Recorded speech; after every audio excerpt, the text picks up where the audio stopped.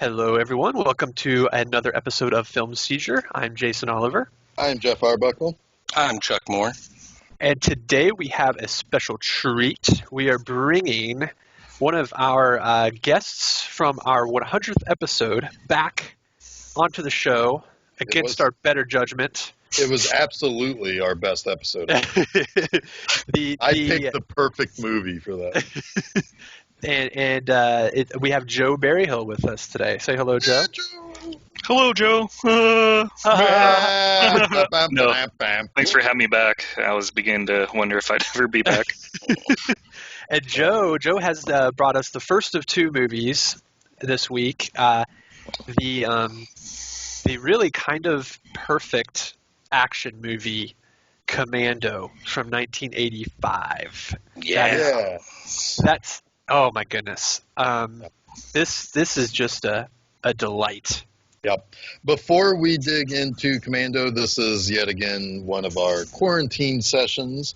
We are still in quarantine as we record this. So if there is any goofiness with sound, audio, whatever, it's because we are recording through Skype.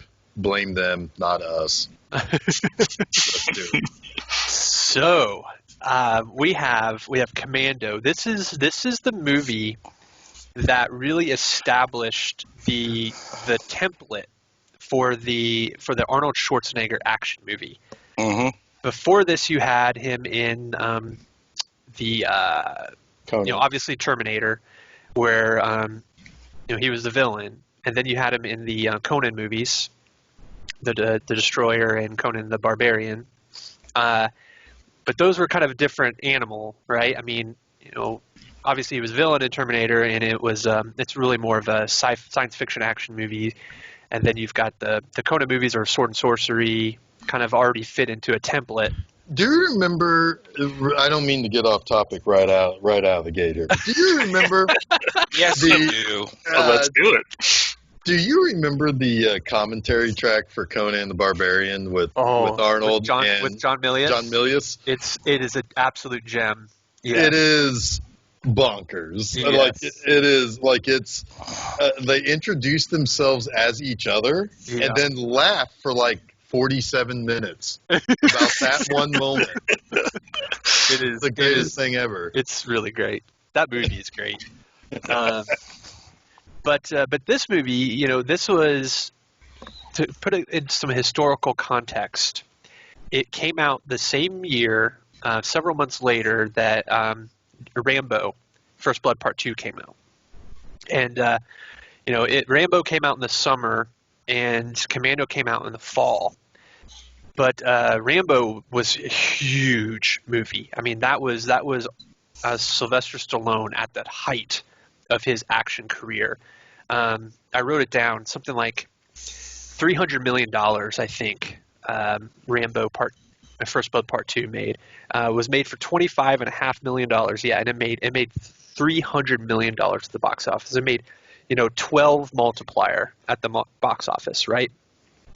And then you sort of had Arnold Schwarzenegger, who was this sort of up-and-coming action star. He wasn't quite the draw of Sylvester Stallone yet.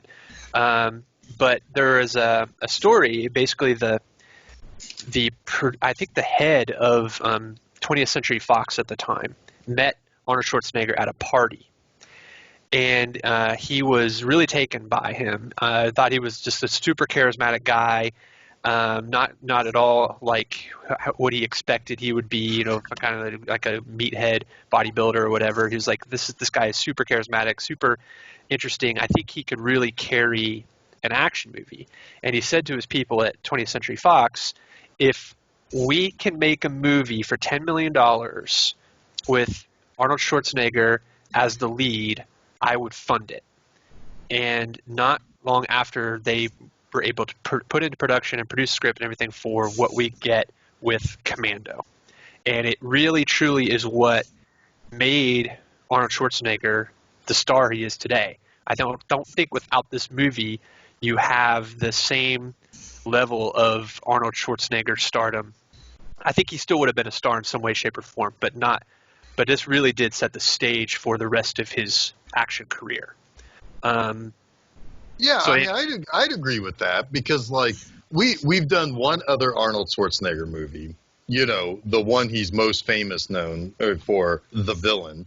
yeah, And you know, no, he was charismatic as fuck in that movie too. Yeah. And you can see it, like, I mean, even if you watch his Hercules movie, that movie is terrible, but there's a glimmer there of what he could be.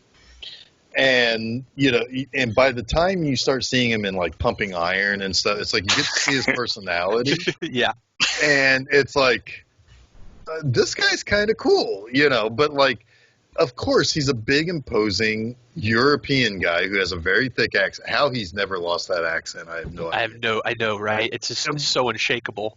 But God bless that man.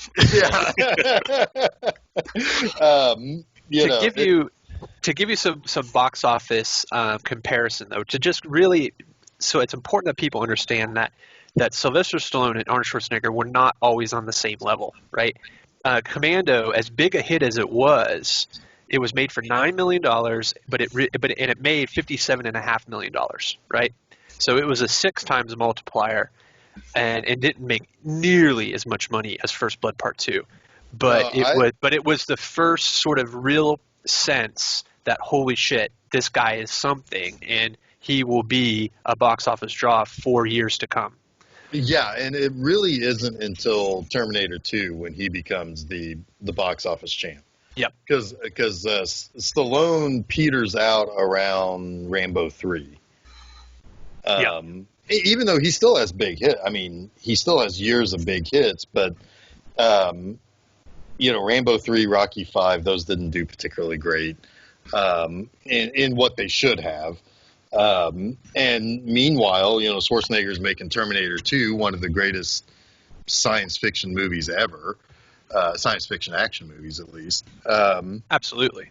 So yeah, I mean, this is the beginning of the legend that is Schwarzenegger.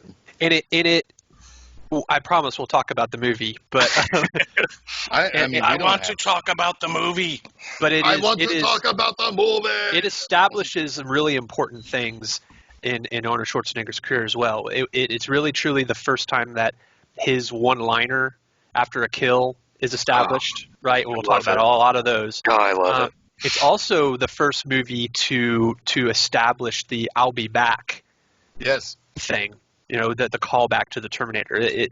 You know, that was the line he was known for in the Terminator, and then they decided to use it in Commando as kind of a wink and a nod, and it was his only line in Terminator. Yeah. So that became a thing then in all of his movies, right? Or when is he going to say it, right? Right. Well, yeah. I guess that wasn't his only line because he also has the "Give me your clothes." Your clothes. Give them to me. Yeah, and then he also has Sarah Connor. Yeah. This is great. I was gonna ask everyone to do their impression of Arnold Schwarzenegger, but it sounds like you guys are gonna do him anyway. So where's yours? It'll come at some point, I'm sure. It'll pop out. So let's that off. Obviously, we're here to talk about Commando. Let's talk about Commando. I want to know why Joe brought Commando, because when I heard that Joe was going to bring Commando, I got really excited because this is a movie that I also hold very near and dear to my heart as a teenager. So Joe, why Commando? I absolutely love this movie for everything that it is. I don't think I actually saw it until 98, 99. Like, I was in high school the first time I saw it, so I'd seen everything before that. I knew what Arnold was, but it was so perfectly cheesy with the action. It's like nobody ever reloads a gun. They're just shooting nonstop. just killing everybody. The one-liners, like it's what I want in an action movie, and it stuck with me. Like I didn't have the nostalgia for it. Like, I didn't see it when I was super young. You know, I'm in high school. But just absolutely love this movie. It's so fun. So I saw this movie when I was in high school and when I was in boarding school. Was this shown in class like? Well, no, it wasn't shown in class like the Delta Force. That's hilarious. In the sixth grade, which still just amazes me that my sixth grade battle axe of a teacher loved the Delta Force. Of course, No Rising Dawn no, in the boarding school or whatever. But in boarding school, we weren't really allowed. Our media intake was very controlled. We didn't get to see much. We didn't have internet access. I mean, our internet was really just in its infancy anyway. We weren't allowed to have music, but everybody had like a secret Walkman that they would listen to music on. But there was a TV. It was, a big, huge, tube TV that we would take out of a closet and bring it to the common room whenever we would have like a movie night, right? And the movies we watched were pretty wholesome stuff. Other than our chaplain, who he was really big he was from England, and he was really big into Hammer films. So we did watch a lot of Hammer films, which was pretty cool. I know. It's blood and titties, man. I know, What's going on? They were very carefully curated. Yes, but not there's all a lot of busty butts. Yes. Movies. Blood and titties, name of Geoff's sex tape. But what we would do is at night we would go down and we would steal the TV and VCR and bring it up to our dorm room, and we'd have movie nights, right? So when we go into town on weekends to like the Walmart or whatever to buy snacks and shit with our per diem or whatever that we would get, our allowance from our parents, I would buy movies. I would look for the VHS section. I was like, oh, what would be a fun movie to watch? So I bought Commando one time, and it was quickly a favorite of movie night, right?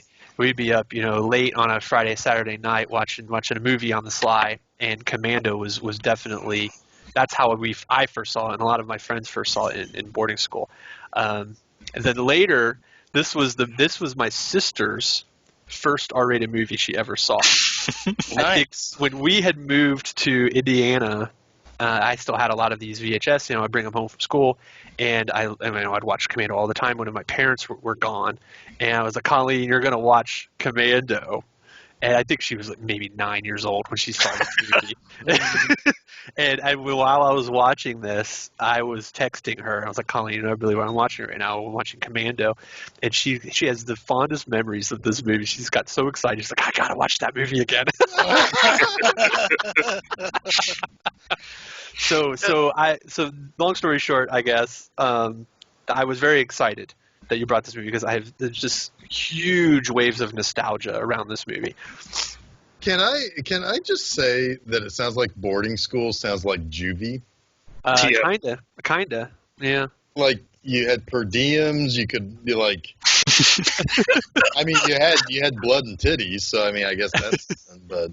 Did you have a commissary? It was like a really shitty Dead Poet Society. Because it wasn't nearly as old and established as Dead Poet Society, with the beautiful campus building and all of that. It was like a low rent Dead Poet Society. Yeah, you guys weren't seizing the day; you were seizing the TV to watch Commando. Yes. Carpe television.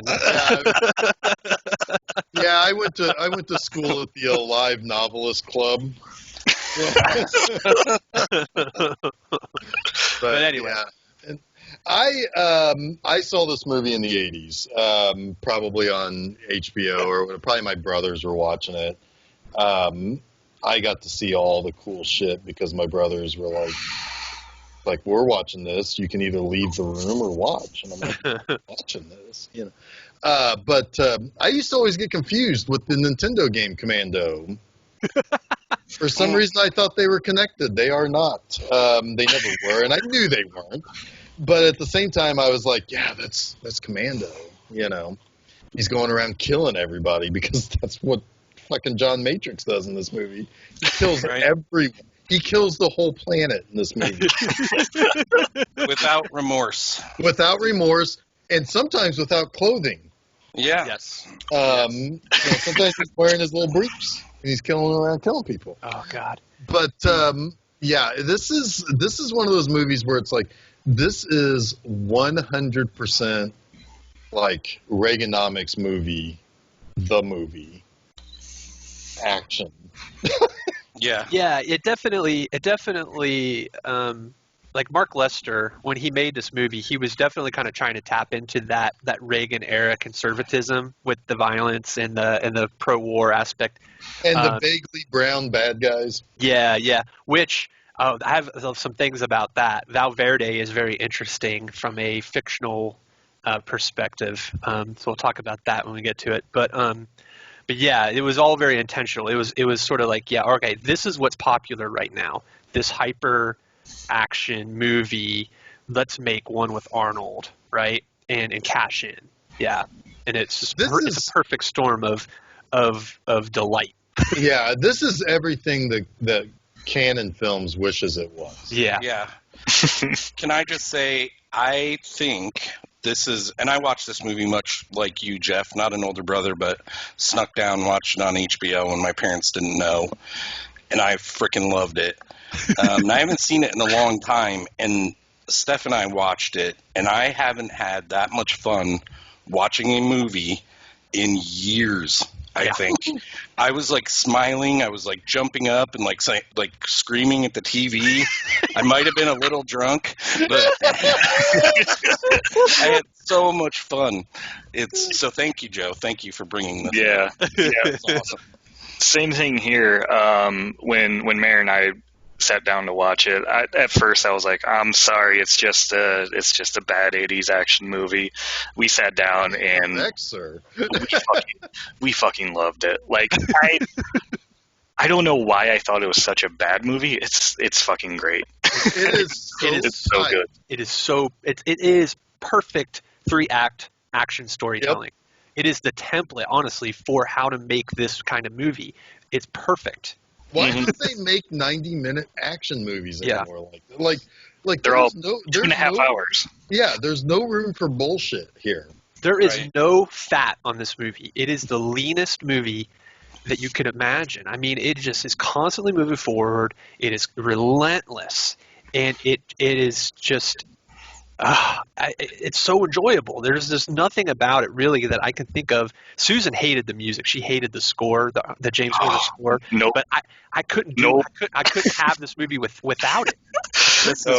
Steph didn't like it either, and it's kind of funny because I was like, grinning ear to ear, and she's like, "What's with this music?" And I'm like, "It's freaking awesome." And she's like, "Which song? There are 3 of them playing." Yes. I mean, that's the weird thing because James Horner, in a couple of weeks, we're going to get my very favorite James Horner for a couple of weeks, and it's so weird because like he has such different styles.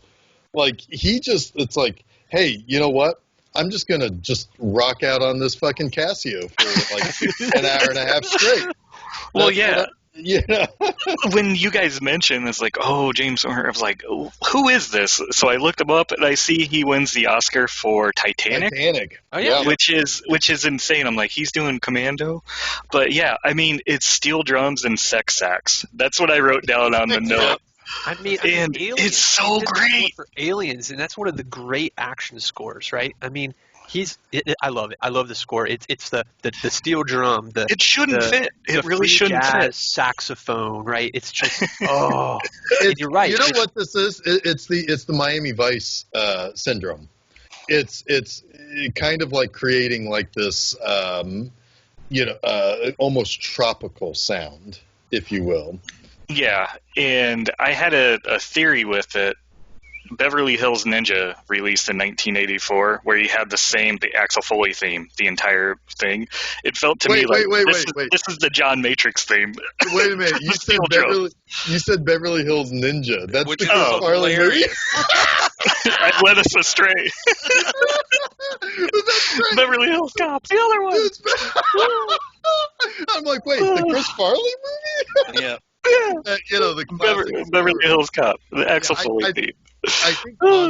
I think Mondo just recently repressed vinyls of Beverly Hills Ninja theme. Well, they should. It's a great movie.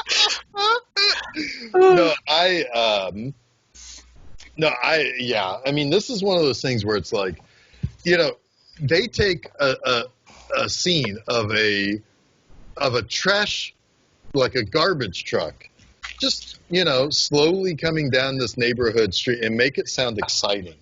Yep. Yeah. It's like, what are these guys up to? Yeah, and it's like, oh, look, it's morning in America. Yep. But it's like, yeah, I mean, trash. But yet, at the same time, that is the slowest part of the movie. But I'm at the edge of my seat, and I'm like, what's going on? What's up with this? Yeah. So yeah, it's this is one of those things where it's like it's just rocking your fucking balls off. Oh. But yeah, so yeah, Speaking so like of the garbage truck. Yes, I think we're going to the same place, so go for it. Yeah, these dudes are. These dudes just aren't men at work, like don't touch another man's fries kind of guys. These are murderous people. I forget the dude's name, but he has two good lines, like right in the beginning. Yeah, Duke. Bill Duke. Has two good lines. It's kind of weird that he gets the first two one-liners of this film. It sets the tone, though. It's perfect. Wait, I crashed. Did we talk about the opening of this movie yet? We're getting to it. We're right Okay. there. All right. This is the. I mean, like the sitcom TV. That happens after. Does that happen after? You're right. Yeah, we have the garbage truck, all the guys. Yeah. Go ahead. I'm sorry. Yeah. No, you're fine. So he pulls up to this house, and whoever the guy works at or lives at the house is running his trash down. Like, oh, they must have changed the day. and Bill Duke is like standing there. They're both just standing there, and guy says, "I was afraid you missed me," and Bill Duke goes, "Don't worry, we won't." And they both pull out Uzis. Like, it isn't enough to just shoot the guy once. They fucking murder him hard. And then they take extra shots at him. Yeah, when he's on the ground. Sure. No, I wrote my first note, instant Uzis. Yep, instant Uzis. This is the 80s movie in a nutshell. I also asked, like, did the bad guys rent a garbage truck and purposely intend to target the forgetting, like the guy forgetting to take his trash That out? was a pretty weird plan to execute. It's a very oddly specific one. Yeah, that's why I took notes of it. And I was like, oh, man. And everything honestly, has to go just right for that. Yeah. Yeah. Well, and I'm writing that down, and I'm like, as I'm writing it down, I'm like, Chuck is thinking the same thing. Yep. I was thinking exactly the same thing. Like, how did they know that this guy would not have put his trash out a day early? Right. That's some master puppetry. Yeah, and I was pretty certain at this point, because it's been a long time since I've seen this movie. His wife was a pretty attractive woman. I thought she was going to figure into the rest of the story as the Ray Dong Chong role in some way, but we never see her again. It is kind of odd, too, how they sort of set up Bill Duke to be the villain. Right. Yeah. But then they sort switched that, with Vernon Wells as Bennett. Yeah. And Bill Duke buys the car. Oh, God, yes. Oop, I just lost connection, I think. Nope, No, we have you. You're good. We have you. He can't hear us, though. Yeah, when Bill Duke buys the Cadillac. Yeah. Like, I especially like the price. Free. And he just takes off. And, that's the great thing about... Runs over the guy through the window. Right. Runs over the guy through the window. Like, everything in this movie, like, I'm surprised that the cops actually stop Arnold at one point. Right. Because everything else should stop, like, immediately. Like, Uzis are not silent. Like, where were the cops? All someone had to do is, like, it was the guys in the garbage truck. Just go get them. But no. Go get the garbage truck. Also, like, are you telling me in the middle of 1985 in that really nice suburban area there were kids on bikes and people doing yard work and shit? Well, I'm going a lot darker than that. You don't think Bill Duke stands out? It's like somebody is calling a cop. Wow, that kind of dark? A lot darker. That's terrible. Wow. You are canceled. Canceled. You are putting words in my mouth. Yeah, there's a Karen there just waiting to call the manager on. I don't know what he's doing. He's going to steal something. Like the white guy is full of tattoos, and the black guy. that's what I'm getting at. In that nice of a neighborhood, you kidding me? Yep. And I assume you mentioned the line. I had a little bit of a fudge in sound here where he says, "You know what I like best? The price." The price, yeah. Okay. Yeah. Sorry. Really Yeah, good. we covered that ground. Sorry. Yeah. But then, so then they blow up a boat. Yeah. Just blow That- up a boat. And Bennett was on the boat, right? He was the guy Supposed who to was be on on it. the Is supposed boat, to be yeah. like faking his death, because that took Mayer out of it. Like, he was on the boat. Like, it's part of Well, the plan. He's fake dead. That everybody's dead. They didn't need to do that. None of it really even matters until It doesn't. Until the only thing that really matters is meeting Arnold Schwarzenegger, establishing he has a daughter, and her getting kidnapped. That's all that really needs to happen, right? Right. Yeah. So that takes us to the most amazing thing ever, and that is a slow pan up of Arnold Schwarzenegger carrying a tree. Oh my God, I know. That's And my The sweaty man meat. And aren't they like feeding a deer? Him and his daughter Alyssa Milano are feeding a deer and then having ice cream together. It is like an 80s sitcom introduction. it was exactly I what I was thought. perfect. I would Exactly pay what I thought. upwards. I would take out enough loans and pay upwards to $20 million to ask Alyssa Milano and Arnold Schwarzenegger to recreate that scene. Oh my God! Oh my God, that would be fantastic. Oh my God, it would be wonderful. Who can we ask to do this? Like, I feel like Josh Gad or someone could make that happen. Yeah, when did he become the most I don't know. amazing person, like the most powerful person in everything? Yeah, or no. maybe even John Krasinski might have that kind of pull. I don't know. We'll see. Yeah. We got to ask some people. We got a bit for you. Make it happen. Yeah, make this happen. This is truly Make reaching the across power of the aisle. Twitter. Yeah. Yeah, I mean, it's like let's bring us all together when a Democrat and a Republican can do this frolicking together. It has to, guys. It has to Let's happen. heal this world. This is what the world needs right now. Yes. Yes. Yep. Oh my God, dude! Seriously, I will go into debt many lifetimes over to pay for this. Yes. What's funny Yes. is this is the scene that my sister remembers the most. She doesn't remember the guy getting his arm chopped off. She doesn't remember Ray Dong Chong though shooting the rocket launcher backward. She remembers the introduction to Arnold with him like carrying trees and shit more than anything else. Isn't that funny? Yeah, it's Carrying so great. trees and Alyssa Milano. Yeah. Yeah. I have to mention now too, like I got a total Natalie Portman, the professional vibe from Alyssa Milano in this film. Yeah. Granted, it yeah. comes before it, but it's so like similar to me. It's weird. Oh yeah, absolutely. Because she's resourceful. She's Yeah, like, we know what she grows up to be. right. Yeah. For a third of the movie, she's just sitting in a room, which is great. And then she figures out, I can just pry these fucking birds off. Yeah. The bad guys are not very good Push at on them a little bit. No. Yeah. So what happens then? We've got Arnold Schwarzenegger's old Special Forces general, Is he a or general? commander, or whatever. General Kirby. Yep. General Comes to visit. Kirby. Yeah, comes to visit him, and what he tells him that somebody's killing off all their old team, right? Yep. And they're not sure why, and they don't even know that it's because they think Bennett stages his death, so they think that he was one of the people killed. Yep. Because he was on the team with Schwarzenegger, whose name is Colonel John Matrix. Yes. Yeah. The one true Matrix. Yes. Like, forget the other Matrix. This He is the so Matrix. much better than the fucking Matrix. Yep. I think the Matrix movies took place in his fucking finger or his bicep or something. It's just biceps carrying the log.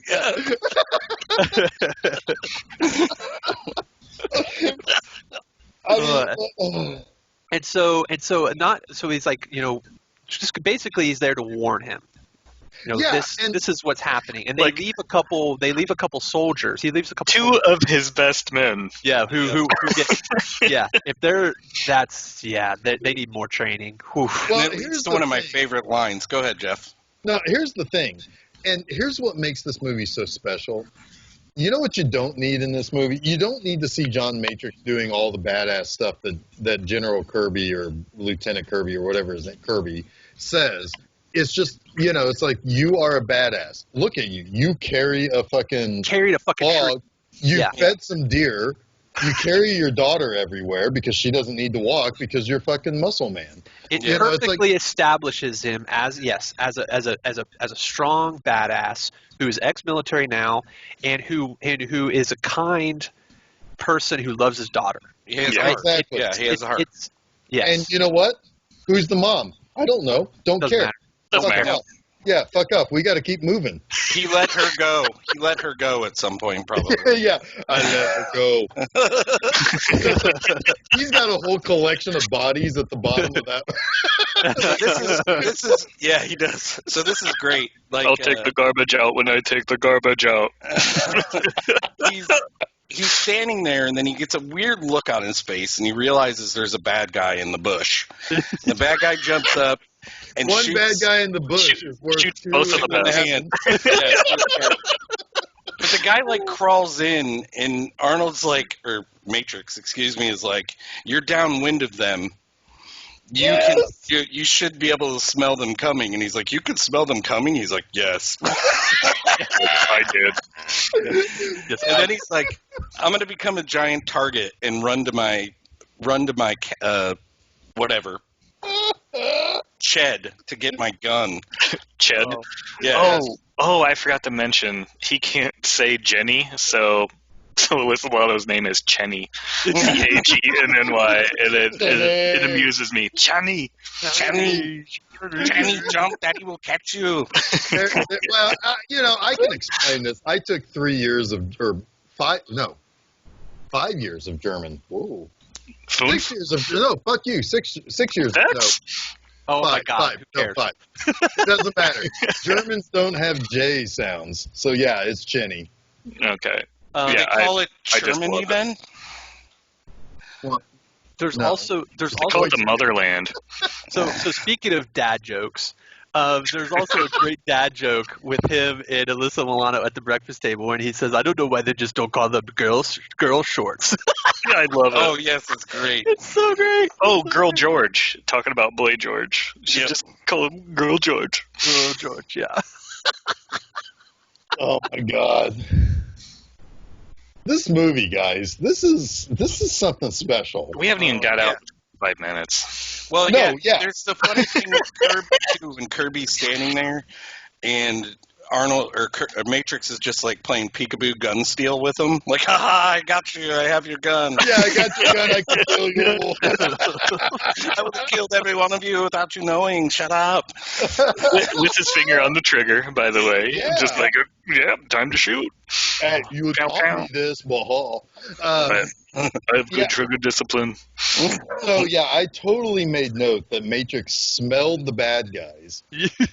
So great. It was my favorite thing in Yeah. the whole movie, I think. He's a fucking superhero, man. Yep. And then he chases them down amazing. the mountain in a car with no brakes. Before that, though, I wrote truck has guts ripped out. No sweat. No Just sweat. pop that shit into neutral and push it down the fucking head. But the guts great. in the truck, it's like somebody took their AV drawer of all their weird wires and just dumped it into the truck, and then he's pulling 5 things out. It's like, what is going on here? I absolutely love it. It's like, got an HDMI, component cable, Yep. here's Wow, an Ethernet.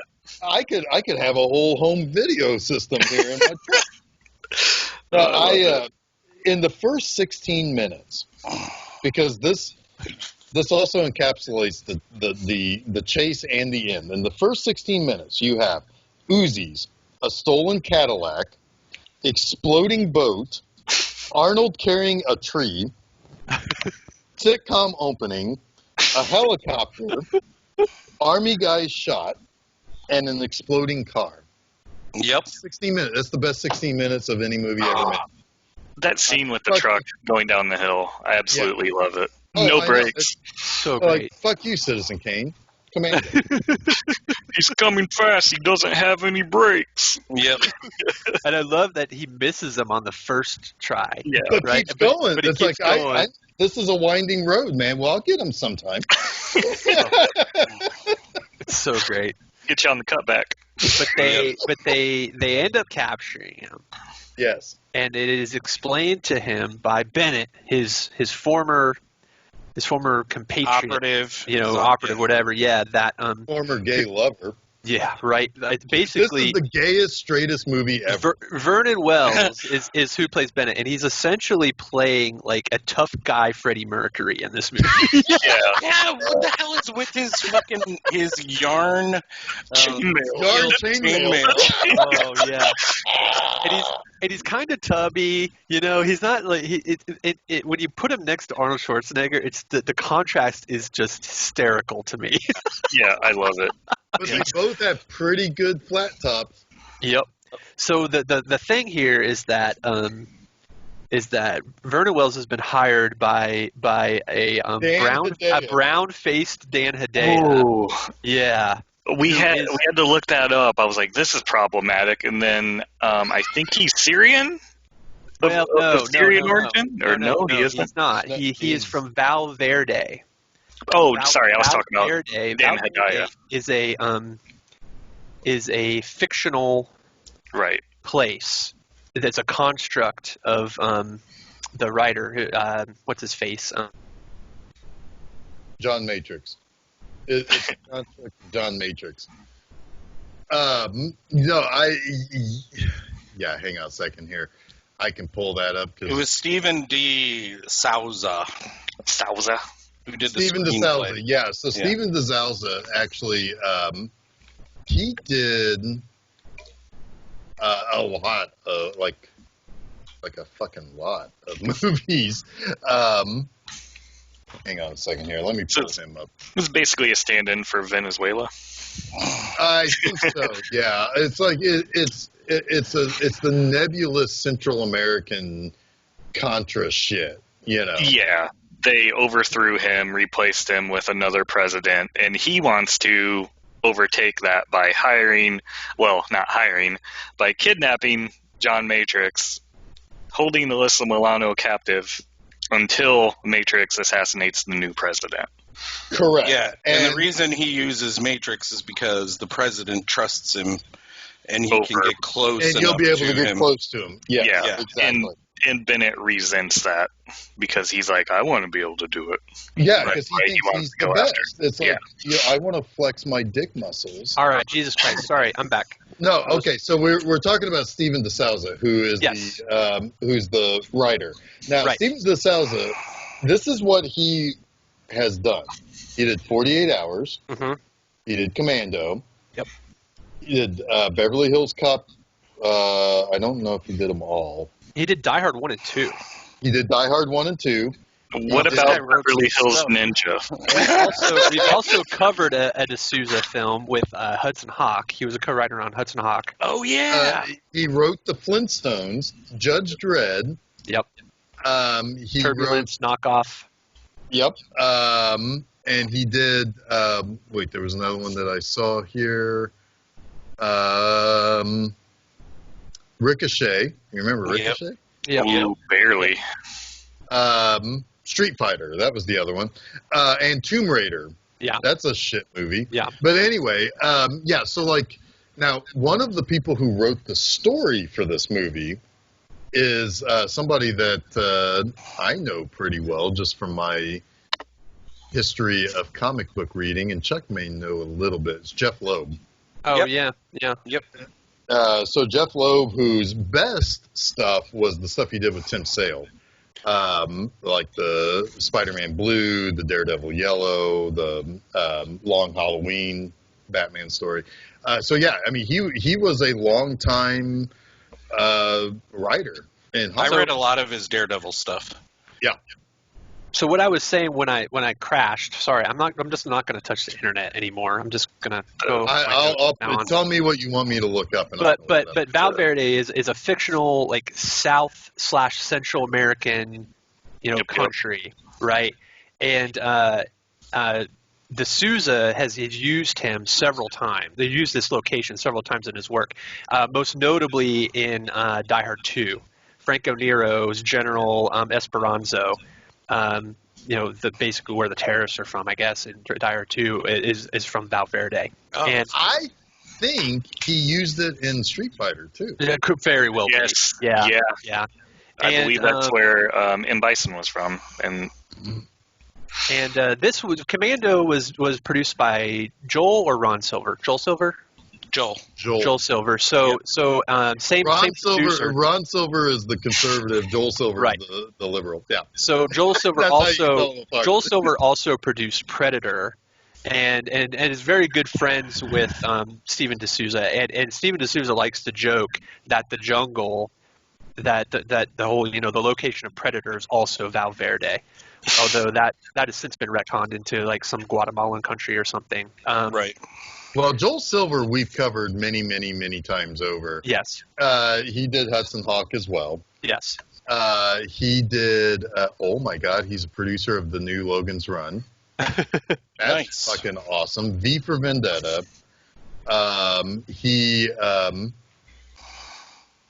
He famously locked the screenwriters into a room so they would finish Xanadu. Oh man, that's amazing.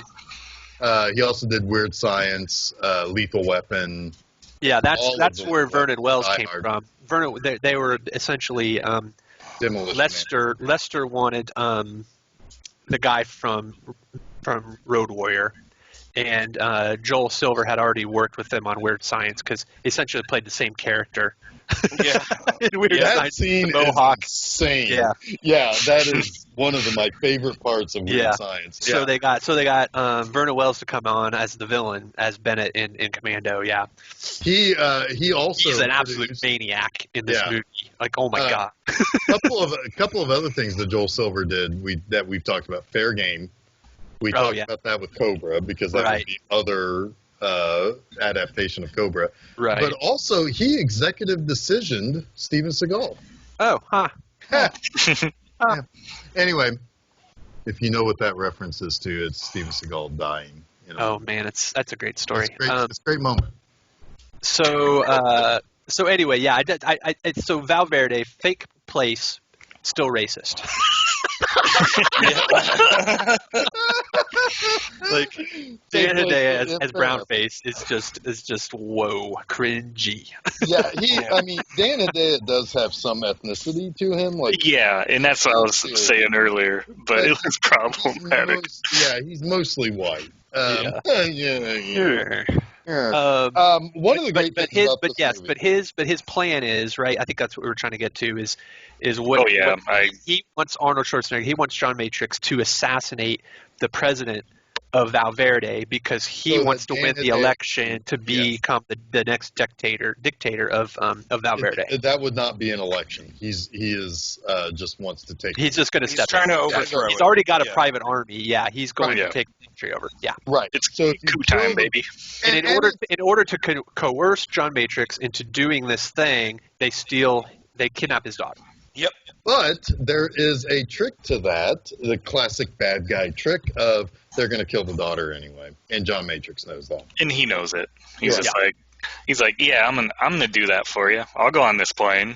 Which is my favorite part then about the sort of what drives the whole plot of this movie is the ticking clock, right? Yes, I was just about to say that. He has exactly 11 hours because he asked the lady, the stewardess, it's like, so how long is this plane? And he's like, whoa. It will land in Valverde in exactly 11 hours. 11 hours, yep. He looks at the camera. And he sets his Casio watch time. Yes. And then break the guy's neck. His whole He's getting dead comfortable. tired. Yeah, don't wake up my friend. He's dead tired. So great. There it is. Love Check it. We got them all. But yeah, so I don't know how he survives getting off this plane. But you have Sully, the funny guy, who's Oh my God, last. Patrick Kelly is so good. It's the third best thing I've seen him in. He's so great, David Patrick Kelly. Yeah, he Gary Horn from Twin Peaks, and he's the villain, the bad guy. Warriors come out and play guy from the Warriors. Yep. Yeah. But he's such a small little twerpy guy. Oh, he's so great. With the biggest suits. The in his biggest most 80s suit ever, yeah. Oh, It's like he just got drafted into the NBA in 1990. He's standing next to like Shaquille O'Neal, and they went 1-2. You know? But they're wearing the same suit. Yeah, I love it. Yeah, So it's he great. is tasked with making sure that Arnold gets on the plane and the plane takes off. And he's seemingly satisfied with the fact that the plane is taking off. It's off the ground. But that does not stop fucking Arnold Schwarzenegger in No, 1995. no. So he's like, "Hey, there's a hot chick. I'm gonna go flirt with her." Right. Yes. Well, wait. Which Mission adds another accomplished. element. Yeah. So then like Arnold's got to kill the even bigger guy who's escorting him. That guy was huge. Yep. And he had that awesome fucking hair too. Yep. But anyway, so he kills him, sneaks in. So like the lady's like, "Please, sir, sit down. This is pre 9/11 2001. Please sit down, sir." During takeoff, he's like, "I'm gonna puke, Yeah. and I am ass sick," or whatever he says. And he says it with a smile and a gleam, and she's like, "Yes, sir, go right ahead." Yeah. You're And charismatic, Mr. and then Governor. he fucking busts into the cargo part of the plane and just jumps out. This is Into so a swamp. He hilarious. gets On- down on the landing gear. the landing gear. Yeah. As they're at the end of the runway, so should be going, 500 miles per I hour? was gonna say it's got to be like 500 miles per hour. It's insane. Yeah. Or maybe not that fast. Maybe But, not that but fast. yeah. A few hundred miles per hour. When he jumps into the swamp, he like softly lands on his ass and just pops right up. Yeah, he's like, "I did it." I jumped. And he looks at his clock and he's got, 10 hours and 40 minutes. Yeah. Yeah. And I absolutely love the practical effect. It's like, we gotta make it look like somebody jumped out of the plane. It's like, what do we have? Like a potato sack in his clothes that they like drop out of frame, and then magically I here will he say is. one thing: it did not have that magical like arm Like lift that I floating always arm look thing. for. Yeah, that all dummies have. At least they controlled that shit. Yeah. But so I'm thinking it's like, dude, Matrix, man, come on, guy, you're doing a stink now. It's like everybody's gonna smell you coming. Yeah. But yeah, he goes back in. I think he kills 47 more people to get back to the terminal. And if he didn't kill them, I'm just gonna say he killed them because it's John. Off Matrix. camera. Fuck off. Yeah, fuck Oh, off. He killed. It's people. there's also an important thing that's set up when they're putting him on the plane. He looks at Sully, and he tells him that I like God, you. yes. You're a funny guy. I'm gonna kill you last. That's why I'm gonna kill you last. Yeah. Here's the great thing. Spoiler alert. If you ever want to read the script to Commando, just go to the quote section of its IMDb page. The whole fucking thing is there. It's got Yeah. it's the It's whole all fucking quotable. thing. It's all Yeah. quotable. Basically every line from the movie. Yes. Because also, Alyssa Milano gets a good one in when she's like, when he's like, well, it's going to be nice for, he's going to do this nice thing for us or whatever they say to her. And she's like, not nearly as nice as watching him smash your face in. 5 stars, man. 5 stars. So we get introduced to Tommy Chong's daughter, Rae Dawn Chong. She is cute. She is. She puts in a fun little performance herself in this. She is doing yeoman's work in this movie, man. Yeah. Like She's a flight attendant, studying to be a pilot. She's sort of accosted by Sully at the payphone. He's putting the moves on her. She doesn't want anything to do with it. follows her out to the fucking Yeah. And she rebuffs him again, and he calls her. My favorite line in the movie. What is it, Joe? Well, the setup, I'm trying to think what it was. It's like, hey, don't know what you're missing. Looks like a nightmare from here. Fucking whore. Just boom, like hit it. I love it. So I'm great. surprised he didn't call her a lesbian.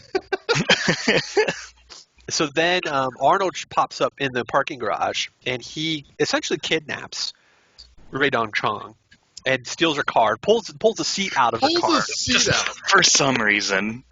Do we Like, know wouldn't the he reason? be able to I don't sit think in he there? would fit in it otherwise. Well, no, Yeah. but he's driving it later. That's so true. he can That's sit true. in it. They're Yeah. the same Does it height. so that Oh, he this can movie sit sucks. So he Yeah, does it's so bad. look. So he Yes, sits yes. back So to he you. was out of sight. Yeah. Yeah. So, that's a good point. Yeah. So then he basically kidnaps her, tells her to follow Sully. And follow then- she does. Yes. Oh God, yes. She is like the expert follower. Swerving across traffic. It's like, and then they get to the best place in the whole wide world, the Sherman Oaks Galleria. The mall. The fucking mall. The Fast Times at That's Ridgemont Fast High, Time Mall. shopping Yep. mall.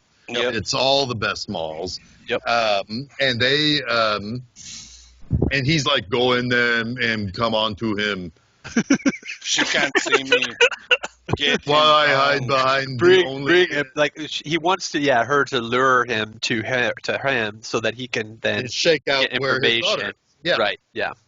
And so she goes in and immediately tells the security guy, Yeah, the of security course. guy, it's Because like, of course hey, you would. yeah, it's like, Yeah. there's a very large man who has kidnapped me. Yes. And he's like, all right, well, I'll go check it out. And then my favorite line, Yes, I know exactly what it is. the one security cop goes in and it's like he's got like his little radio and he's like, And he's chatting up a couple ladies. yeah, and it's like,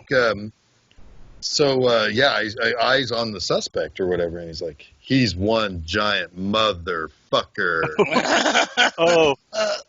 Oh, I thought you were gonna quote the line where Wanna the see one me- guy gets radioed, and he's chatting up a couple ladies, and then he says to them, he's like, "Your ladies want to see me kick some ass" or something like that.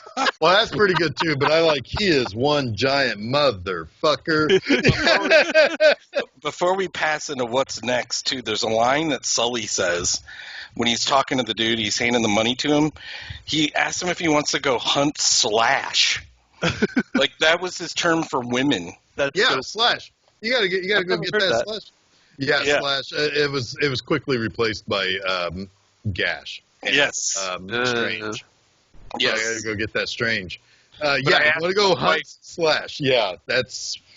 Stephanie told me she'd be disappointed if I didn't ask you guys if you wanted to go hunt Slash. After I'll go hunt some Slash. I'll go hunt some Slash right now, man. So this needs to literally Chuck, bring like, your kids. That will help because Yeah. they're like, oh, look at those Tinder dudes. yeah, look at those cute kids. Let's give them Yeah. some Slash.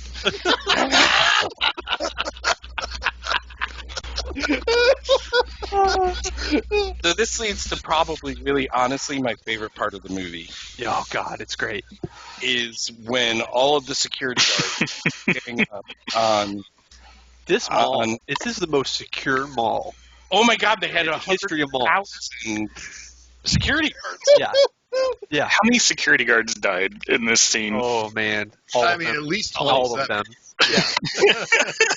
When they all gang up around him, there's like maybe 20, and he does the kindergarten cop move, like he has a bunch of kids on him, and yes, exactly that, Jeff. And they all go flying. I'm like, this is the best movie I've ever seen. Yeah, Like at that moment, I'm like, this is the best thing I've ever seen. I told Chuck it was like the Jon Snow in the Battle of the Bastards. Yep.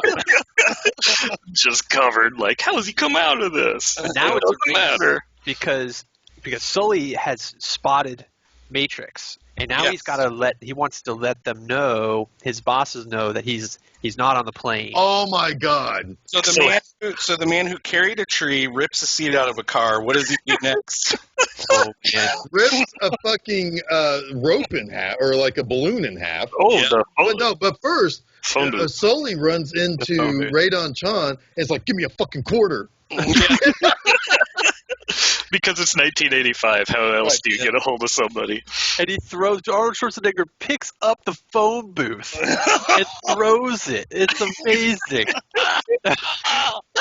This mall scene is absolutely astonishing. It is It's so so good. amazing. I think there should be whole college courses taught on how to make the perfect action scene using Yes. this Yes. as the this is the template. It is so goddamn good. Like literally, I was like, "This is amazing." Everything Uh, about it. I mean, And you got stuff going on over there. You got stuff going on over here. You got cops being thrown off. It's got one of my favorite elements of an action scene is when you have good guys and bad guys, and then the The cops. third group. The third group who is just trying to stop the chaos, right? And the good guy has to fight these other good guys. I love it. I love it. Yes. Doesn't necessarily want to, but he has to. Right, and scenes like that almost always work because of that extra element. It's just, and Ray so Dong fun. Chong, for some reason, she realizes that she's pegged the wrong dude. Yeah. And she joins the fight, and she's like, "No!" and like, Well, she doesn't want. She realizes that maybe John Matrix isn't a bad guy. She's starting to buy his story, and she doesn't want the security guard to kill him, to shoot him. Yeah. You know what I think? I think But then she's in it. She's like, yeah. now I'm part of the. Now I'm picked aside. Yeah. Probably when Sully shot the cop a few times in the chest, that might have been her. This guy's okay. Yeah. But this had my favorite stunt in the movie. I think the balloon swing. Oh my God! Tarzan swing on top of the elevator. How in the world that balloon was able to hold his weight, I'll never know. How did he tear the balloon? It doesn't matter. He just wrung it into pieces. Dude, he And carries it's like, trees. He can tear a fucking balloon. Give me a break. But that aspect of it, it's funny because you can see him detaching it, but it takes what feels like 5 minutes for him. Yeah, he has trouble with it. Come on, get to it. Let's go. They just kept it like rolling. he's really like wringing it, you know. Yeah, So and then he eventually catches up. perfect timing. Perfect timing onto the top of the elevator. Absolutely love it. Yeah, of course. It's a great stunt. You know what this mall really needs? 3 protector bots to go around and it's like, have a nice day. Have a nice day. Yeah. And blow your head off with people- lasers. Yeah. Yep. So chopping mall he reference. eventually catches up to Sully, and Yes. and he's got to get the information he needs, and he's holding him up by his leg. And this is a really funny anecdote that I learned from some action movie documentary. Mark Lester wanted Arnold Schwarzenegger to actually hold David Patrick Kelly up by his ankle like that, and Arnold was like, "Are you insane? Like, I can't do that. Like, this is like, that's really difficult, you know." And Mark Lester's like, "But you could lift like 400 pounds, you know? You were carrying That's dead trees. weight. You Yeah. were carrying trees." And Arnold's like, "But that's balanced. I can't just pick somebody up by their ankle and hold them upside down." Like he's a little man, but he's like 180 pounds, holding out with one arm. Like that's. And he's gonna squirm. I mean, I love that. I can barely hold a milk cart now like that. Lester himself told that story, which I really appreciate. That he was like, "Yeah, I don't know what I was thinking." You know? Well, but Arnold has that. Yeah. But yeah, he has that aura. You know, he feels like a superhuman. Yeah. yeah. Like, and, look at him. Right, and it's like the funny thing is I don't think that Arnold is necessarily all that tall. He's just so like beefy. Yeah. That he seems bigger than he really is. Oh, guys, I had a note that I forgot to mention about the security guards in the mall. There is that one guy in particular that stole the fucking show. And I love him. They radio in, we got a disturbance or whatever. He's talking to the girls and says, "Want to see me kick some ass?" Yeah. And then back on the radio. You stepped away, but yes, I know. Sorry, I stole your thunder on that already. Did we have the second line that he had when he saw Arnold? Yep. Jeff. That's right. You He guys. is one giant motherfucker. Yeah, so good. I'm sorry. No, it's We can add that. No, it's fine. It's fine. It's worth mentioning twice because it's hilarious. It's good. Yeah, everything about. By the way, we're going to do this episode twice. Yeah, okay. Because this movie is worth it. It's We're so just nice going to we do did this it twice. episode once a year. Every week. Because it's Every amazing. Well, I think we're at the point now where we need to start like nominating movies into being like honorary force movies. I was going to bring that up earlier. Yes. I was going to say I don't know if I'm qualified, but this is like a perfect force film. It absolutely is. It's Commando Force. I mean, it's a perfect action movie. I'm just going to keep saying that. This is the model. The consummate just keep making versions of this movie, and you'll make fun action movies. Yep. Right. But when he's holding David Patrick Kelly up, he has that funny line. He says something is unimportant, but then he says, "You know what is important? Gravity." You know. Yes. Yeah. Yeah. And David Kelly's like, I thought you were gonna kill me last. I lied. Love it. They're all so good. So I can't choose a favorite one-liner in It's this beautiful. movie. I'm going to ask all of us to choose one later, but I can't choose one. So, guys, I got a really serious question, though. Okay. What do you do when you need to go get some supplies for your one-man army? I break into a surplus store normally. But how would you break into that? That's going to have bars and shit. I find a magic construction site right next to the surplus place. And then what do you do with that? I drive it right through the fucking window. I don't call my army buddies and say I need supplies because I'm going commando. I break the law instead. That's what I got. Hey, by the way, guys, speaking of commando, I went commando for this episode. Yeah. that feature joke, Chuck. So this was leading into Susan's favorite part of this movie. She was kind of annoyed with Radon Chong until hotel? Arnold Schwarzenegger gets arrested by the cops. They put him in the paddy wagon, if you will, right? I will. And she's got to rescue him. So how does she do that? They've got a rocket launcher that they got from the Army surplus store, and she aims it at the truck and fires it, and the rocket fires backwards, which is great because I wouldn't know which way to position that thing. It's perfect. But then she realized, and she flips it around, and she fires it again, and it hits the tire of the truck and tumbles in. And this is how Arnold is able to escape the police. And it's so great. It's at this point that I message you guys that Radon Chan no longer values her freedom. Right. It's like at this point, she's like, I'm in it. I'm in it, and I'm gonna go to jail for it. I'm gonna kill 3 people in a truck. Yeah. Guys, including the guy I want to help. Right. Yeah. You gotta mention the over line, the right, motel. Joe? The motel. That's next. That's With next. Bill Duke? That was next. Okay. I Maybe thought it that was before. Maybe it was before. You're right, actually. Was because they got the key from Sully as he was. Yeah, that's right. That's where they go next because that's when they find Duke. Fight with Bill Duke. Yeah. Oh, right. with Joe, you have some stuff here that you want to talk about, I'm sure, right? So we can go back to the hotel. Go back to it. Yeah. the hotel.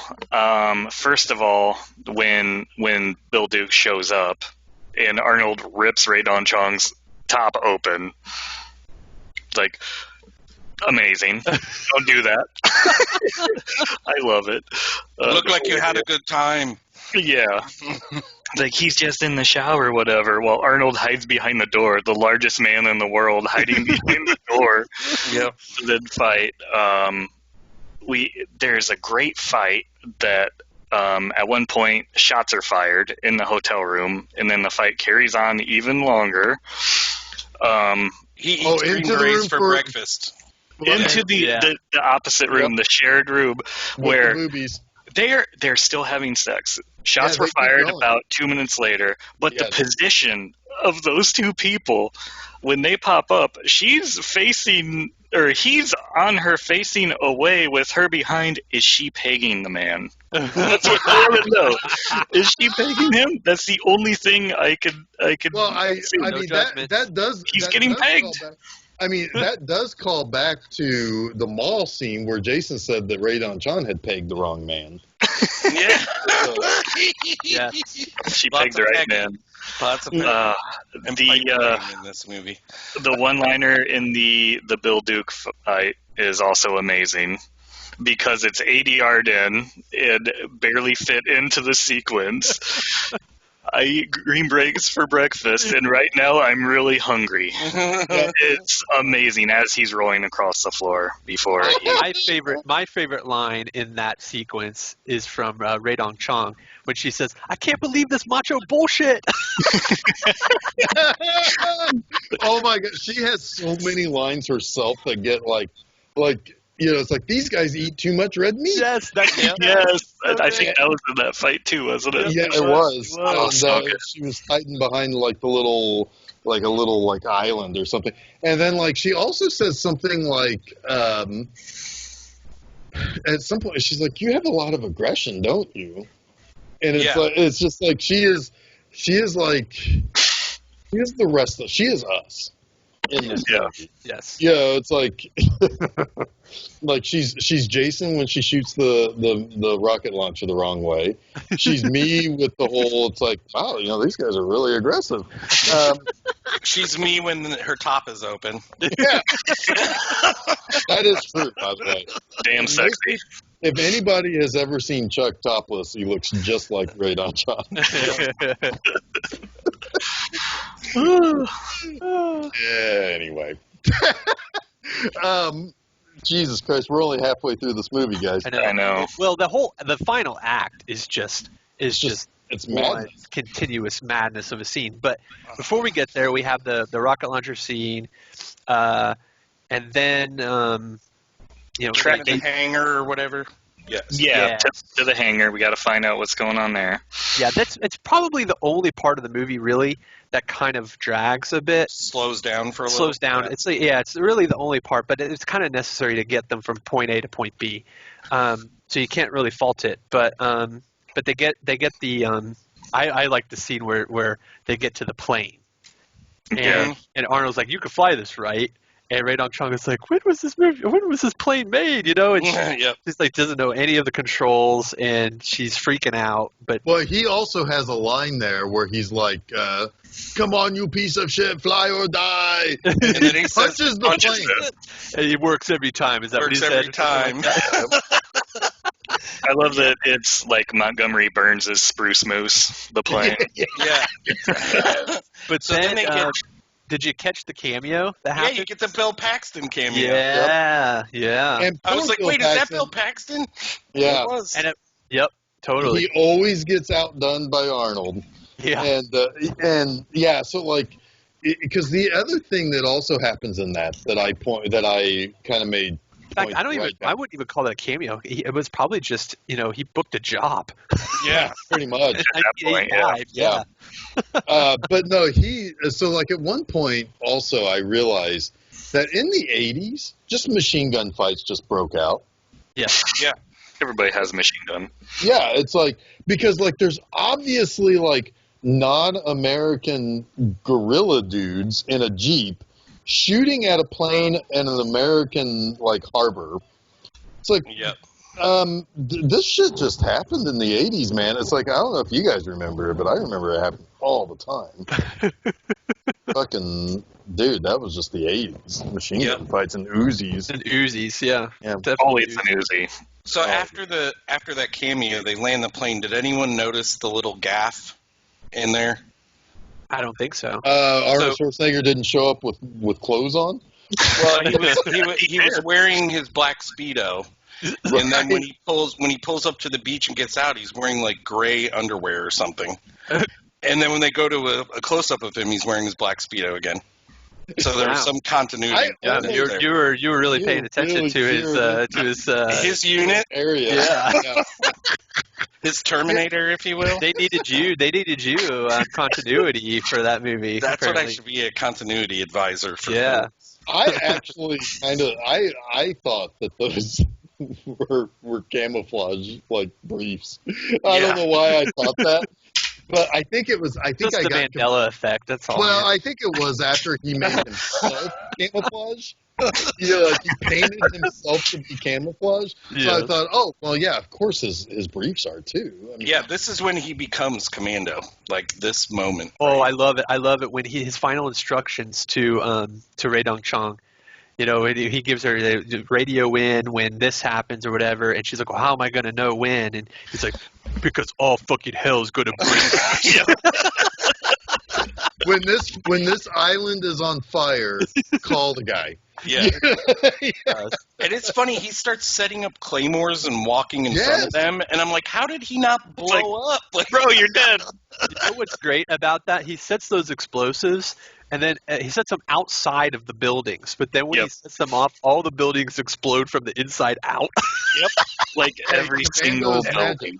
And what about the dudes? What about the dudes, Joe, that are around the building? Oh, I don't know if you guys noticed, but they were dummies that they had tied into position so they didn't fly away when the explosion goes. But it looks like they just have like nooses around their necks, like they're blowing up and just kind of like going like, "Oh my god!" But I love it. It's just like, well, we can't lose. They can't fall over. Perfect. We need to stay in the spot. Hilarious. I noticed that too. I was like, this is fucking. God, it's so great. I mean, here's the thing. This is literally like 90 minutes of beefy men plowing through things. Yep. Because so Alyssa Milano sneaks out of her little like prison room, and Vernon Wells sees that and he's like, "Oh motherfucker!" He just walks through the fucking boards of wood. Yeah, he breaks through the wall with his body. It's great. Yes. And I mean, this is everything men should physically aspire to be. Yes. Like I went out and bought aspire to be men in yarn chainmail with like gay porn mustaches. Yeah, my God. Such a hard time with the word chainmail. He looks just like Freddie Mercury. Yeah. I love it. It's amazing. I love it. I love it. This is, I mean, and he paid his dues. Yeah. Yep. Well, and here's. He probably tied his mother down too. But nobody wants to live forever. No. Well, he doesn't. No. Bennett gets his, but not before the most amazing mano-a-mano physical fight ever. There are times where these people should catch on fire in this fight, and I'm not even talking about the time when they're next to the boiler that should catch them on fire. Just the force of their punches and their kicks to the gut so should just friction. Ignite somebody. Yeah. Vernon Wells' performance in this when Matrix is able to goad him into the knife fight. I don't need this. I don't need this. I shoot you. I can't do this. Oh my God, it's so good. Oh, it is that final battle. Madness. It's like in like a room of hazards. It's like there's going to be like a hornet's nest over here that you might walk into, and here's like some marbles on the floor. It felt like it was like Naked Gun-esque. Great Geoff and Naked Gun both borrowed like parts of this movie. They did a Rambo thing in UHF, but it felt more like Commando. Yeah. Like when he's walking around with the big gun and holding the bullets and everything. Yeah. And then, the Naked Gun O.J. Simpson scenes when he's falling into all the traps. 100% this movie. Yes. I love it. And then, of course, there's a lion behind a door here that's going to be let out. It's just the bad guy's like base is just full of traps. Geoff, that was in the cargo hold on the plane. That's true. And then he dispatches Bennett with the most practical manner ever, right? We're just going to rip this steam pipe off of the wall and throw it and impale him through his chainmail. Yes. Yarn. Through his yarn. Like, oh my God, this didn't work at all. Yeah, you would think he's worn this chainmail this whole movie, and it never pays off at all. Nope. Well, because it's made Zero protection. Made out of thread. It's a fancy sweater vest. His grandma made that for him. Yeah. Yeah. So, Bennett, I heard you really like chainmail, so I knitted this for you at my last outing. Oi, thank you, grandma. And then Arnold is like, I don't need this knife. Ooh. Just Cutting the grandma's throat is like Like, knife through butter. So he just walks out of that place with Alyssa Milano on his shoulder like she's a fucking tree. Yep. And Radon Chan comes out and like gives her a big hug. It's like, Yeah. you people don't know each other. They've known each other forever, Joe. No, Who are you, lady? I'm your mommy now. I'm your new mom. And they get into the plane. They get into the plane and fly off together. The longest shot ever. The military's there. His general has shown up. Well, yeah, because like Kirby's like, hey, what's in there? It's like dead bodies. Yeah. Do you guys know how many dead bodies are in there? How many? No. I want to know. 112. 74 in the island scene alone. Oh, 88 wow. total. That's Amazing. amazing. So when they get in the plane and they fly off, there's a really terrible rock song called "We Fight for Love" Yeah. that plays. A little tidbit about that: the guitarist and the bass player are John and Andy from Duran Duran. Oh, wow. What? Yep. It's like, did they sit down to do a View to a Kill? And it's like, wait, let us rock this out real quick, Yeah. Let us write and this then we'll song. do our Bond theme. Yeah. Oh, We've got a side project here. Yeah. Amazing. It was a different band. I forget the name of it, but yeah, it was those two dudes. That reminds me, like, remember when, so like Bono and the Edge did Goldeneye, right? Yep. The other two dudes did the Mission Impossible theme the next year. It's like, it's sort of one of those things? I guess so. All right. I mean, how big was Duran Duran in 1985? They had to have been The just biggest? starting. Were they in I 1985? think they were pretty They were big. fucking At that time, yeah. because Rio, Rio maybe and came Hungry out Like the next year. that was the year before. It was the year I think. before, It 84. was- yeah. Yeah, okay. But they So, would have yeah, they maybe were the written big this song in 83 or whatever, whenever the movie was produced. I don't know. Who knows? Well, before then, though, they also had, what was the video in which they Simon jumps off the ledge of the thing and it freeze frames? I think Oh, yeah, that what was is before that? all of those. You're probably right. I can't remember what song that I was. think that was like earlier 80s, but yeah. Yeah. Somewhere along there was Girls on Film also. Yeah, shit. Girls on Rio was Film. 1982. So yeah, they were. Oh, yeah, they were huge. They were definitely big. huge. So, So that song is terrible. And that's probably why Duran That's Duran didn't do it like as Duran Duran. So Joe, you were gonna ask what's our favorite one-liner from the movie? Yeah. Should we do that? Because I have mine, and we haven't talked about it yet, which I'm very excited about. Yeah, you can go first. Have us all fair. So my favorite is when Arnold Schwarzenegger rips Speed out of the car and kidnaps Ray Dong Chong, and Ray Dong Chong says to him, "I've got a 730 advanced karate class," right? Like it's supposed to intimidate him, right? Yeah. And it kills me. And Arnold Schwarzenegger, I think it might be the best delivery of a line in his career because It's one word, right? No. It is so earnest, and he completely doesn't even register the fact that she's trying to intimidate him with that. He just says, really matter of factly, "You're not gonna make it." I thought you were going to go with the one where she was like, "Are you going to tell me what's going on?" And he just goes, "No." which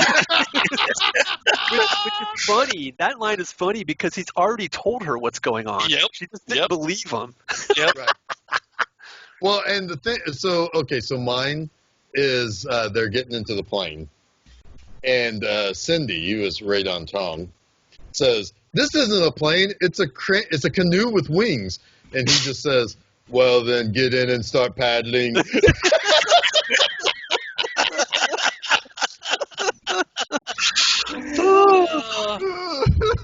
God damn it. Those are all good. Joe, what's yours?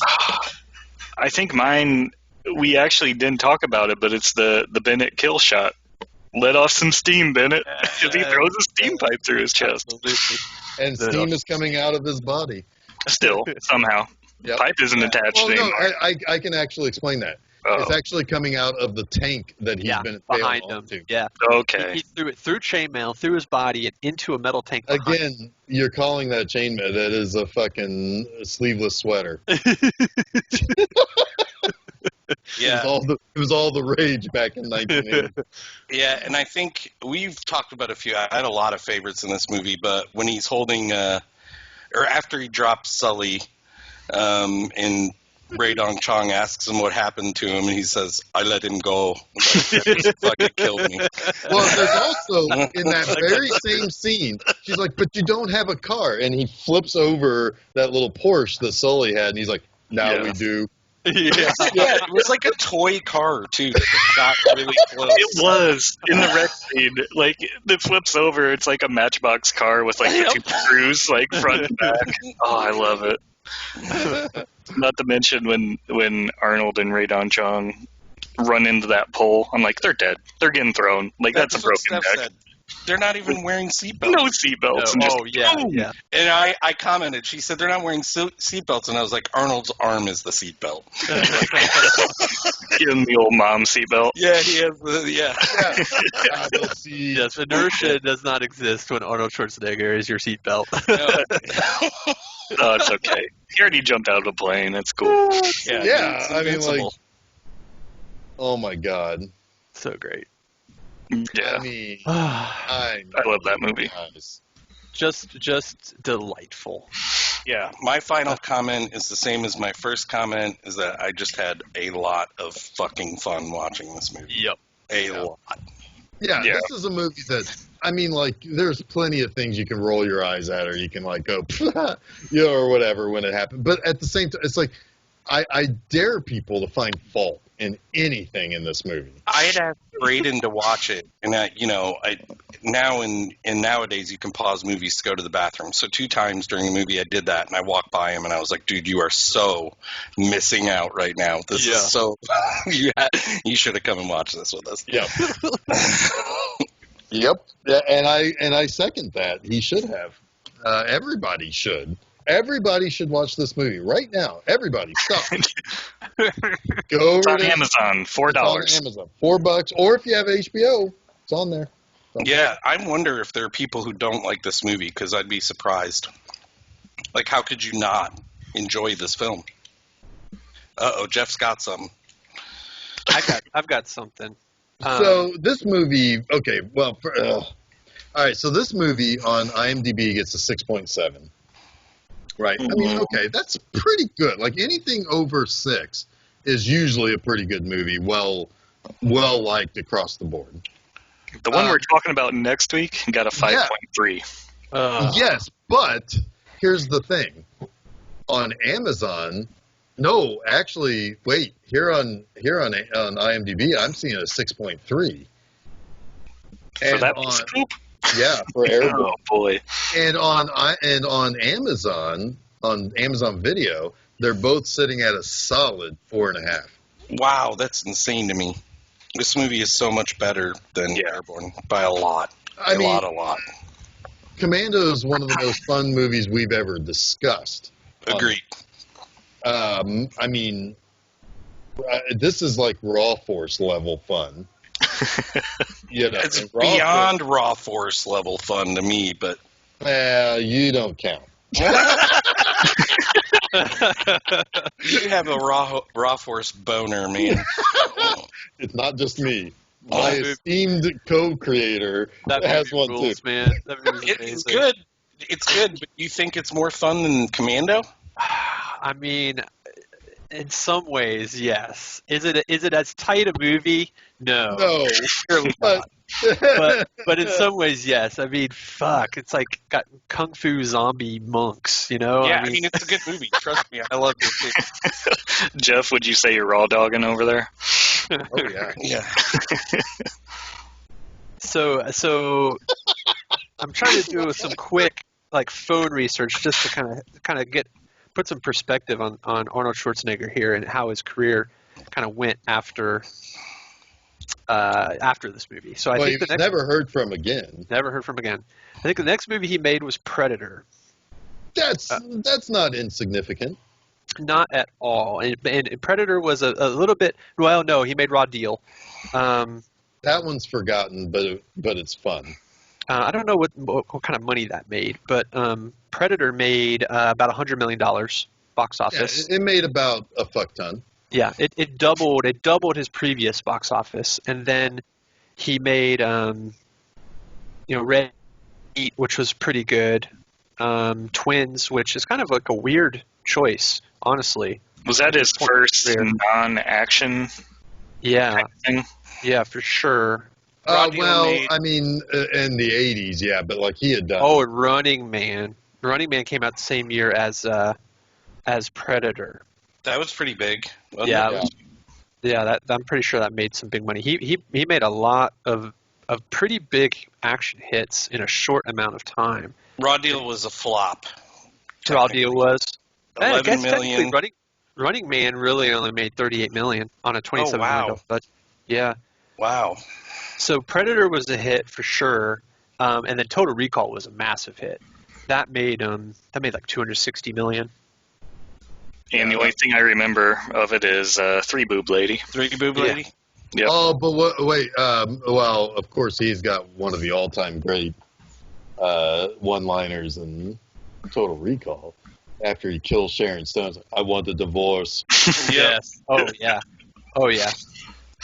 Huh. But anyway. But yeah, I mean, the trajectory was Twins. I wonder what kind of money Twins made. Anybody have it real quick? I can look. It did well. I mean, that's a big time like comedy, and it was done through. I mean, it's Ivan Reitman. Oh wow! It made $260 million. Yeah, on an 18 million. Yeah. I mean, that was a big time hit because that was done through Touchstone. I think it was one of the earliest Touchstone movies, and so like it had like a lot of marketing and like, hey, this is fun for everybody kind of movie. Yeah. Anywho. Yeah. So so that Arnold Schwarzenegger guy, I kind of feel like he's got a future in Hollywood. Yeah, I think so. Yeah. So and he might even have some future in politics. Yeah, he might become the governor. You never know. Yeah. All right. Well, I think we did it, guys. I think we missed this one. Yeah, yep. I think we really cut through to the core of Commando. Yes. So and also and now join us next week when we talk about Commando the video game. Yep. But anyway, and then Bionic Commando the week after that. Branching out. So Geoff, tell me where on the interwebs? Oh, we're gonna do. You flipped it. I flipped it. Where on the interwebs? For real. Can people find our stuff? What days and things do we release things? So over on filmseizure.com, go over there Wednesday mornings. You'll find new episodes of Film Seizure, the very show you're listening to. Then on Monday afternoon, you can go over to filmseizure.com and listen to Monster Mondays. And then I have the thing on Saturday mornings that is called 00 Saturdays. That's an essay about something Bond related, one of either the movie or the soundtrack to a movie. And then so you can go and like the shows like Film Seizure and Monster Mondays. You can listen to those either at SoundCloud or Google Podcast or Apple Podcast or Stitcher or TuneIn, all the places like that. Spotify, yes, indeed. And then Friday mornings, go over to my website bmovieanima.com. Get some irreverence right in your eyeballs. Yeah, and then I'll buy you dinner first, though. Next week we're gonna ask Joe to stick around for one more movie. Stick around. Yes, I'll be back. We are. We did it! Nailed it. I really hope next week's movie is as fun as this one, guys. Well, can my only hope. Facebook Messenger says otherwise. I'm sure we can find something to talk about. I'm sure we got something. I'm sure we'll even call back to a Commando joke. Yep, probably. Probably. If we're paying attention, we will. All right. So, so next week we are going to talk about the 1993 roller skating. Surfing? No, hockey. Surfing? Hockey. No, I don't Hockey. know. Surfing. I think it's surfing. I think it's called Airborne, Yeah. but nobody goes airborne? I don't know. How do we not make one pandemic joke in that episode? Airborne. It's gone airborne. Come on. Anyway. We'll just let you die on that one. Feel free to just cut that joke. Yeah, Jesus. Yeah, and you've been listening it's the to word- bad jokes. That's saying it. Anyway, so until next week when we talk about Airborne, Joe will be back. So, Joe, you excited for Airborne? Can't wait. I'm Bart Scotton over here. Bart Scott. Perfect. So until then, I am Geoff Arbuckle. I'm Chuck Moore. And I'm Jason Oliver, and you have been listening to Film Seizure.